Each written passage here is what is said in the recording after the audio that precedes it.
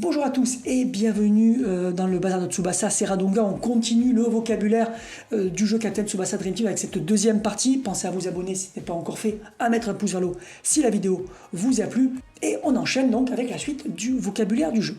On passe maintenant au portail. Il y a différents types de portails, il faut bien s'y retrouver.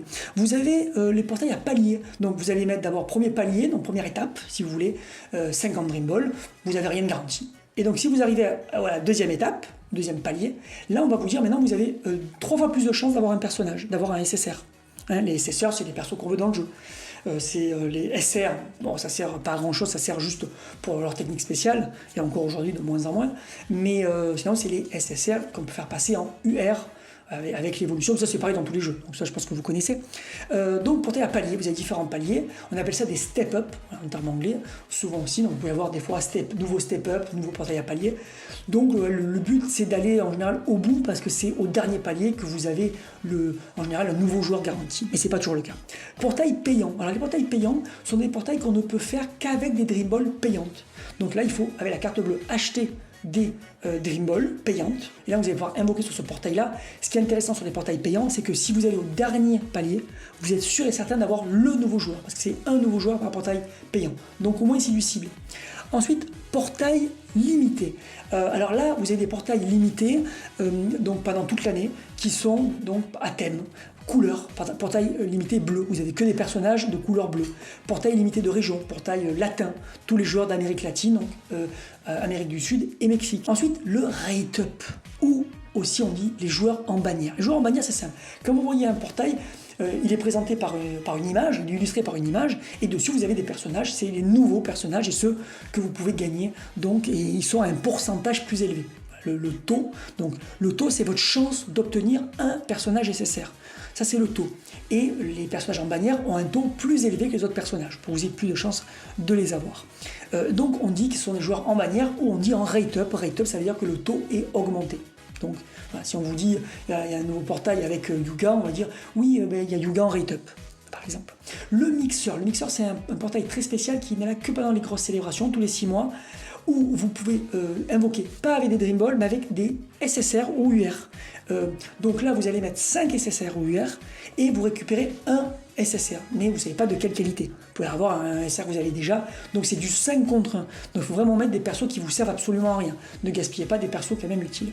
Les tickets anniversaires, c'est des tickets qui vont permettre d'invoquer, parce que dans ce jeu on peut invoquer aussi avec des tickets, des fois qu'on nous donne, comme dans tous les gachas. Et donc à chaque anniversaire, il y a des tickets très spécifiques, parce qu'ils sont plus généreux que les autres tickets, et on peut avoir des persos très limités, très intéressants.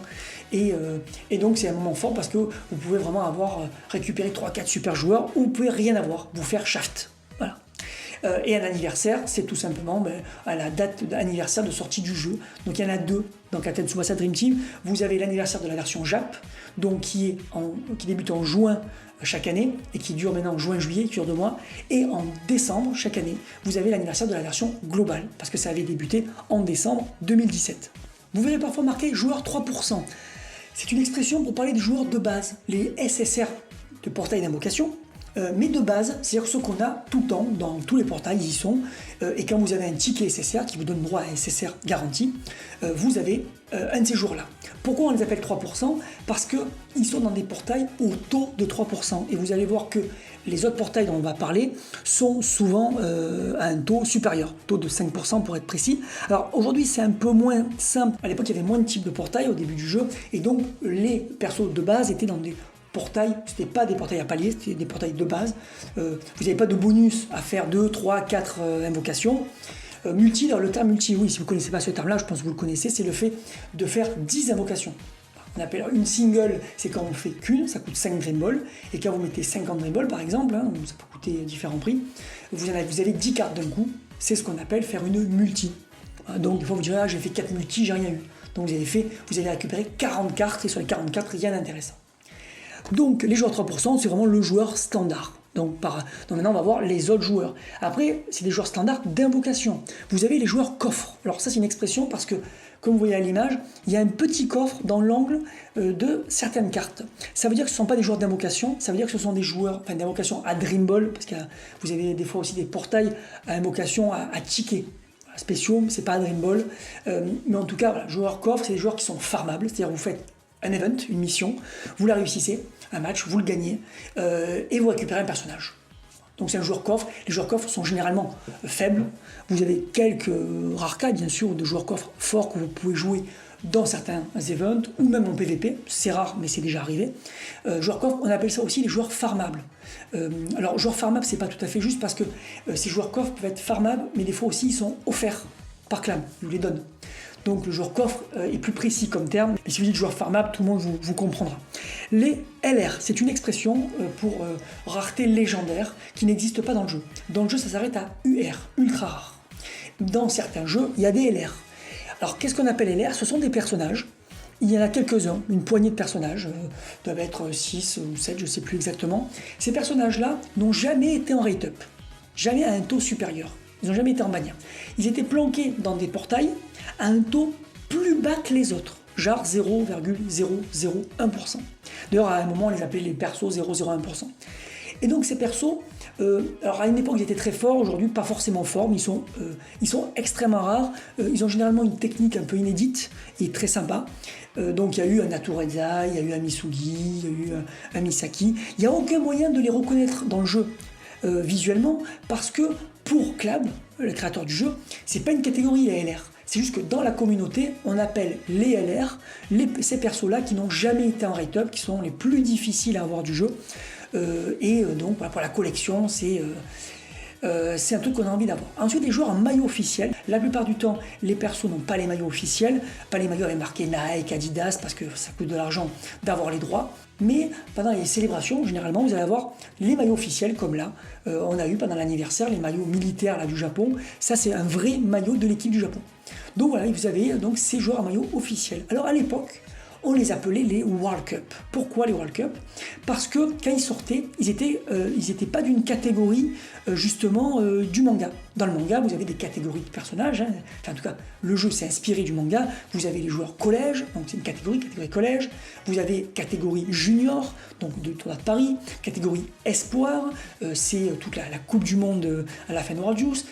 QZA, qualif asiatique, qualif zone asiatique, c'est le début de World Juice. Vous avez les clubs, donc tout simplement ceux qui sont généralement de Road to 2002, ou par la suite qui jouent en club pro. Rising Sun, donc ceux qui sont actuellement dans l'arc avec les JO, etc. Donc ces World Cup, ils étaient dans aucune catégorie à la base. Donc ils étaient justement World Cup. Donc vous verrez souvent marqué WC pour World Cup. Sauf que par la suite, tous ces persos ont été reclassés dans des vraies catégories parce qu'ils étaient inutilisables dans plein d'events à thème. Par la suite, le jeu s'est développé sur les thèmes. Donc vous aviez un event, il fallait absolument avoir des joueurs collège. Des fois des joueurs juniors. Et donc ces persos World Cup étaient dans aucune catégorie du manga. Donc ils les ont reclassés, donc on les appelle souvent les World Cup, on les reconnaît à leur maillot officiel généralement, là je vous en montre quelques-uns, mais maintenant tous ces World Cup sont dans une catégorie, mais pas forcément dans la même catégorie. Certains sont juniors, d'autres sont qualifasis, d'autres sont espoirs, etc. Ensuite vous avez les Dream Collection, souvent on dira Dreamco ou tout simplement DC, vous verrez marqué DC sur les réseaux sociaux. Alors les Dreamco, ça c'est un portail, le Dream Collection, qui a lieu en milieu de mois, entre le 12 et le 16 de chaque mois. Ce sont des portails avec les personnages standards, les 3%, plus des persos Dream Collection. Donc vous voyez sur la carte, il y a marqué DC, qu'on ne peut avoir que sur ce portail-là. Donc si vous ne l'avez pas là, il faudra attendre le mois prochain pour l'avoir. Mais peut-être que le perso que vous vouliez ne sera plus en rate-up, il n'aura plus un taux élevé. Donc c'est assez difficile à avoir les Dreamco, les DC. Alors ils sont plus rares, mais ils ne sont pas forcément forts. Ça c'est bizarre. Clav a des fois sorti des Dreamco totalement ratés. Il y a eu des Dreamco cheatés. Donc cheatés, c'est-à-dire beaucoup trop forts. Hein, c'est de la triche. Quand on dit cheaté, vous verrez, on dit un perso est cheaté, ça veut dire que c'est de la triche tellement il est fort. Après, vous avez aussi un truc équivalent qui est en fin de mois, le Dream Festival. En général, on dit Dreamfest ou DF. Alors, c'est marqué sur les cartes DF. C'est facile à reconnaître. Point commun avec le Dreamco et le Dreamfest, c'est qu'une fois par mois. Donc, le Dreamfest en fin de mois, le Dreamco en milieu de mois. Et les deux ont un taux de 5%. Ce qui est le plus haut taux possible dans ce jeu. Mais vous n'avez rien de garanti. Sauf, il y a des exceptions. Donc, il y a plusieurs exceptions. Vous avez les mini Dreamco et les mini Dreamfest. Ça, c'est un truc qui existe maintenant depuis un an à peu près, je pense. Avant le Dreamco et avant le Dreamfest, généralement, vous avez un mini Dreamco avant le Dreamco et un mini Dreamfest avant le Dreamfest. C'est quoi? En fait, c'est un petit portail à paliers. Donc, je crois que c'est 3 ou 4 paliers, avec des anciens Dreamfest et Dreamco. Quand il y a un nouveau Dreamfest ou Dreamco, vous avez toujours un nouveau personnage. C'est lui que vous allez chercher à avoir.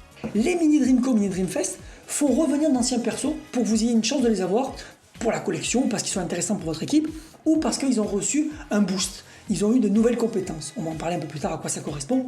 Ce sont des éveils de potentiel ou un nouveau éveil de potentiel, une modification de l'éveil de potentiel.